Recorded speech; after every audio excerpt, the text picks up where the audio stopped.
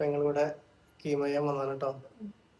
ഇന്നലെ പറഞ്ഞ പോലെ എല്ലാവരും പ്രാർത്ഥന കൊണ്ടാവാം ഇത്രയ്ക്ക് കണ്ണ് തുറന്ന് ഒന്നൊരു സുഖം വിചാരിച്ചില്ല. അമ്മേൻ്റെ ഇവിടുത്തെ ഫസ്റ്റ് കീമാണ്. ഉച്ച വന്നിട്ടുണ്ട്. ഒരു കീമോന്റെ മരുന്ന് തീർന്നു. ക്ഷീണത്തിനുള്ളത് ബോട്ടിൽ കയറിക്കൊണ്ട് നിൽക്കുകയാണ്. സന്ധ്യച്ച് ഞാനും മാറി മാറി നിൽക്കുന്നു. ഇപ്പൊ സന്ധ്യച്ചതിൻ്റെ ഉള്ളിലാണ്. അമ്മേൻ്റെ ഒപ്പം ഉണ്ട്. അളിയൻ വന്നിട്ടുണ്ട്. ഞങ്ങൾ 4 ആള് പോന്നു. 5 ആള് വന്നിട്ടുണ്ട്. അങ്ങനെ അത് കയറുന്നതിന് ഇതായി വെയിറ്റ് ചെയ്ത് ഇങ്ങനെ നിൽക്കുകയാണ് കേട്ടോ. കഴിഞ്ഞിട്ട് വേണം വീട്ടിൽ പോവാന്. ഇന്ന് ലീവാക്കാൻ അധികം ആളൊന്നുമില്ല. ഉണ്ടേന്ന് ഇപ്പോൾ ഇവിടെ കഴിഞ്ഞ് പോയി. പിന്നെ നമുക്കൊരു 10 കിലോമീറ്റർ ഇല്ലേ, 10 കിലോമീറ്റർ ഒക്കെ ഉണ്ടാവും നമുക്ക് ഇങ്ങോട്ട്. പിന്നെ നമ്മളെ വീഡിയോ കാണുന്ന ആൾക്കാർ അതിൻ്റെ ഉള്ളിലുണ്ടെന്ന്. പിന്നെ താഴത്ത് അല്ലേ ഇങ്ങനെ വന്ന് പോയി ഇങ്ങനെ നിൽക്കുന്നുണ്ട്. പെട്ടെന്ന് ഇഞ്ചക്ഷൻ അടിക്കാൻ വരുന്ന ആൾക്കാരുണ്ട്. പിന്നെ ചെറിയ ബോട്ടിലൊക്കെ അമ്മയ്ക്ക് 2 ബോട്ടിലുണ്ട്. നമ്മളവിടെ RCCയിലാണെങ്കിൽ തലേന്ന് പോയി അവിടെ ഇൻഷുറൻസും കാര്യമൊക്കെ റെഡിയാക്കാൻ ഒരുപാട് സമയം പിടിക്കും. തലേന്ന് പോയി അവിടെ പിന്നെ 3 മണിയാവും ഡോക്ടറെ കണ്ടിറങ്ങുക. പിന്നെ ഇൻഷുറൻസ് റെഡിയാക്കി കാര്യങ്ങളൊക്കെ റെഡിയാക്കി ഒരുപാട് സമയമാവും. കീമോ കഴിയാനൊരു 7:45 ആവും രാത്രി. പിന്നെ 9:30 വണ്ടിക്കല്ലേ നമ്മൾ തിരിച്ചു പോരല്ലേ. ഇവിടെ ഇപ്പൊ പിന്നെ അത്രയൊന്നും ഇല്ലല്ലോ, നമുക്ക് എപ്പോൾ കഴിയണം ഒരു 10-15 മിനിറ്റ് കൊണ്ട് നമ്മളെ വീട്ടിലെത്താം. എന്താ ഒരു പോലെ കേട്ടോ. ഫോണിന് അടുത്ത് കിട്ടിയപ്പോഴേ സമയം അപ്പൊ ഇനിയിപ്പോ രാത്രി നാളെ വരെ വന്നാലും നമുക്ക് പ്രശ്നമില്ല. കാരണം വീടടുത്ത് നാട് പോലെ തന്നെ അല്ലേ. അതിലൊരു അമ്മയ്ക്കും ഒരു മനസ്സമാധാനം ഉണ്ട് അടുത്തുനിന്നായുണ്ട്. മറ്റത് കണ്ണെത്താത്ത ദൂരത്ത് പോയാണ്ട് ഇതൊക്കെ ചെയ്യുമ്പോഴേ ആരെയും കാണാതെ അവിടെ ഇങ്ങനെ പോയി യാത്രയും ഒന്നും അറിയാത്ത നാട്ടിൽ പോകാൻ ഭയങ്കര ടെൻഷനല്ലേ. ഇപ്പോൾ നമ്മൾ വീടുകൾക്ക് പോയി ആരൊക്കെ ഇങ്ങനെ വന്നോണ്ടിരിക്കട്ടോ. കുറെ ആൾക്കാർ ഇങ്ങനെ വന്നോണ്ടിരിക്കുകയാണ്. ഞാൻ അതിന് അമ്മേനെ കാണിച്ചു തരട്ടോ. ഇന്നലെ അമ്മേനെ കണ്ടിട്ടില്ല, അതിന് ആൾക്കാർ ഇങ്ങനെ പറയുന്നുണ്ട്. അതിന് കീമോ കുറെ പകുതിയും കൂടി ഉണ്ടെങ്കിൽ അത് കഴിഞ്ഞിട്ട് നമുക്ക് കാണിക്കാം കേട്ടോ. നോക്കിയേ, നമ്മളെ അമ്മേനെ ഡോക്ടറെ കാണിക്കാൻ വന്നാണെന്ന് കീമോ ചെയ്യാൻ കേട്ടോ. അപ്പൊ നമ്മളെ സ്നേഹിക്കുന്ന ഏട്ടനെ കണ്ടുവിടാ. അപ്പൊ ഏട്ടൻ ആദ്യം പേരൊക്കെ സർപ്രൈസ് ആക്കി വെച്ചതാണ്. വെച്ചാല് നമ്മളെ വിളിച്ചിട്ടുണ്ട്, പഴയ വീട്ടിൽ നിന്നാണ്.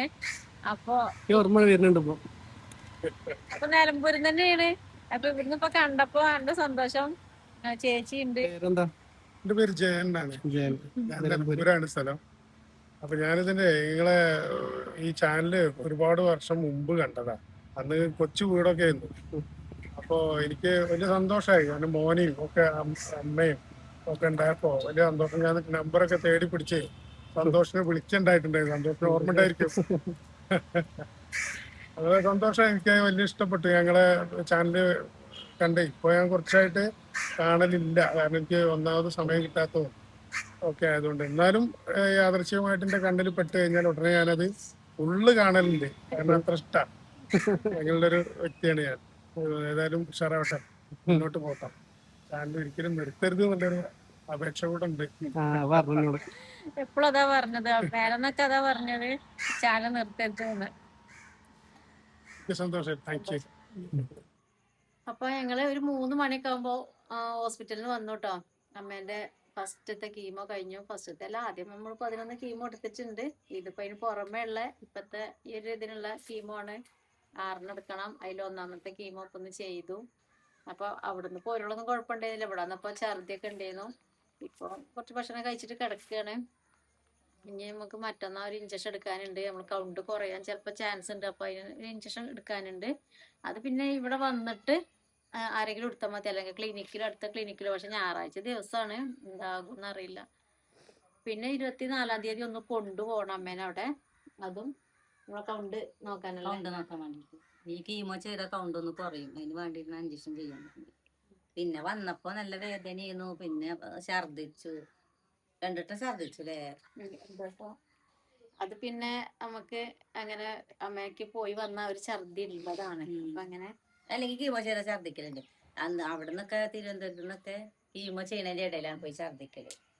ഇപ്പൊ പിന്നെ ഇന്ന് ഇവിടെ അവിടെ നിന്ന് വലിയ കുഴപ്പമൊന്നും ഉണ്ടായിട്ടില്ല. ഇവിടെ വന്നപ്പോ ഛർദിച്ചു. ഇപ്പൊ ക്ഷീണാണ്, അവിടെ കിടക്കുന്നുണ്ട്.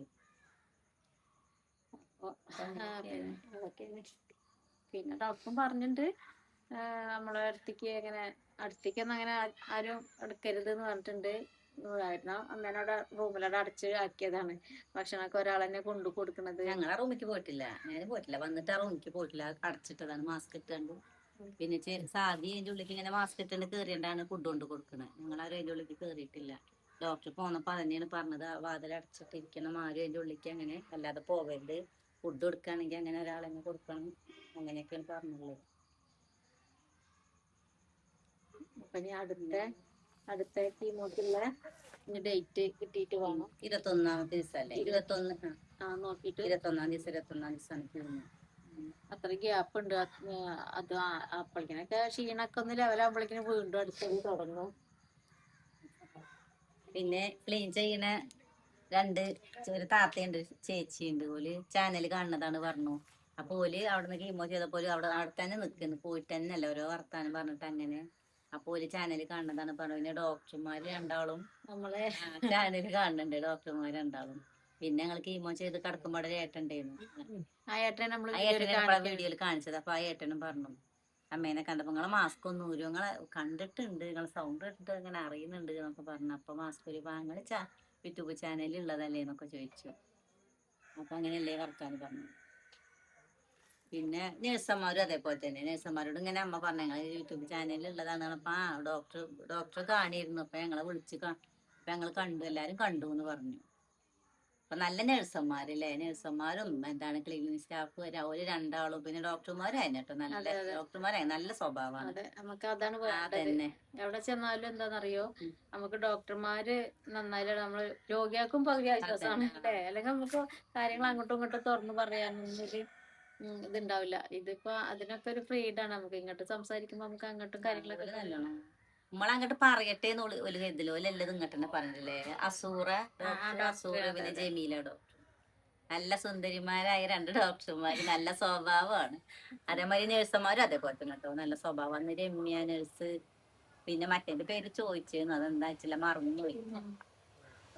അങ്ങനെയൊക്കെയാണ്. അപ്പൊ ഞങ്ങള് ഞങ്ങൾക്ക് വീട്ടുകാരുണ്ട്. അപ്പൊ അപ്പൂസിന് വയ്യാട്ടോ, അപ്പൂസിന് ഇതാ തൊണ്ടയ്ക്ക് ഇങ്ങനെ അലർജി പ്രശ്നങ്ങളൊക്കെയാണ്. രാവിലെ പോയപ്പോ തന്നെ ഉണ്ടായിരുന്നു, സ്കൂളിലേക്ക് പോയപ്പോ.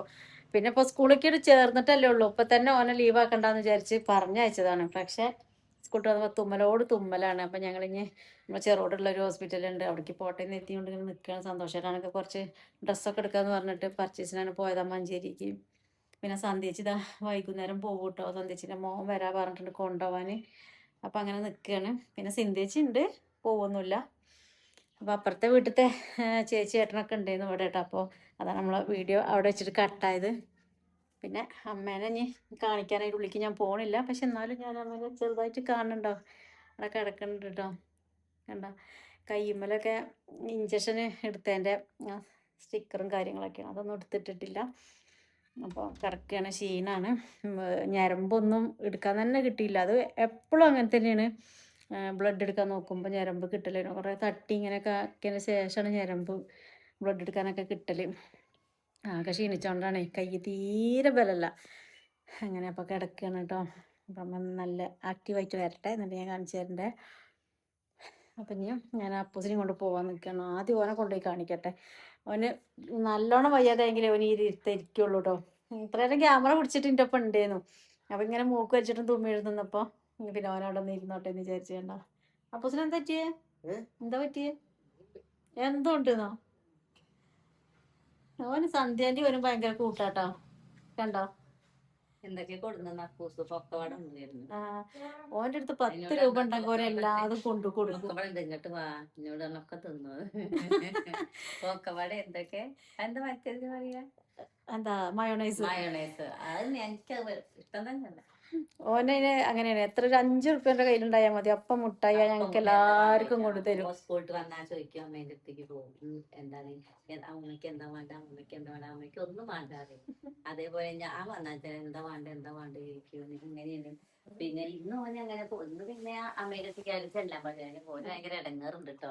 അപ്പൊ ഇവിടെ തന്നെ ഇരിക്കണം, അമ്മയുടെ അടുത്തേക്ക് പോയിട്ട് തന്നെയല്ല. ഇന്നലെ അതേപോലെ തന്നെ എന്താ വേണ്ടതൊക്കെ സന്തോഷമായിട്ടാണ് തിരുവനന്തപുരം പോയ ദിവസം അങ്ങനെയായിരുന്നു കേട്ടോ. എന്നിട്ട് പോയി വരുമ്പോണ്ട് ഞങ്ങൾക്ക് ഡ്രാഗൺ ഫ്രൂട്ട് കൊണ്ടുവരണം കേട്ടോ.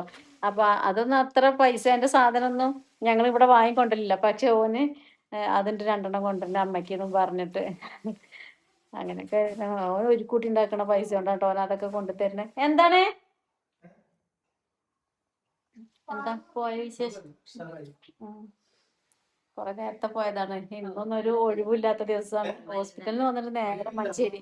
തന്നെയല്ല വീട്ടിലിരിക്കാൻ സമയം ഇനി കണ്ടില്ലാറുണ്ടല്ലേ? അതാ പോയിട്ടാ. അപ്പൊ എന്നാ ഞാൻ ഇങ്ങനെ ഹോസ്പിറ്റൽ കേസായിട്ട് നടക്കുകയാണ് എപ്പോഴും. വീട്ടിലിരിക്കാൻ സമയമല്ല. ഇനി അടുത്ത ഹോസ്പിറ്റലിലേക്ക് പോവാൻ നിന്നോളി. അപ്പൂസിനെ കൊണ്ടുപോണം. ഓനിക്ക് തീരെ വയ്യ. അമ്മ അവിടുന്ന് അമ്മ കീമോന്റെ ഉള്ളിൽ നിന്ന് ഇങ്ങനെ പറയുന്നുണ്ട്.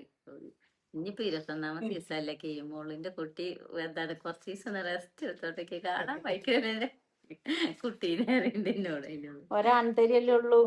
ഭയങ്കര നാളെ പോയിട്ടന്ന് വേദന ഇളകി ക്ഷീണം തിരുവനന്തപുരത്തേക്ക് പോയി RCCക്ക് പോയിരുന്നു. അതിലെ അമ്മയ്ക്ക് നല്ല ക്ഷീണം. അപ്പൊ എന്താ ചോദിച്ചിട്ടൊന്നും പറയില്ല. അപ്പൊ പിറ്റേന്നാണ് പറയുന്നത് എനിക്ക് ഓൻ പോയിട്ടാണ് ഇടങ്ങാറായത്. ഞങ്ങളെല്ലാരും ഒപ്പം പോണതല്ലേ. അപ്പൊ കഴിഞ്ഞ് ഞങ്ങളെ അപ്പനെ കൊണ്ടുപോകാൻ നോക്കട്ടെ കേട്ടോ. അപ്പൊ നാളെ വരാട്ടോ. ബൈ.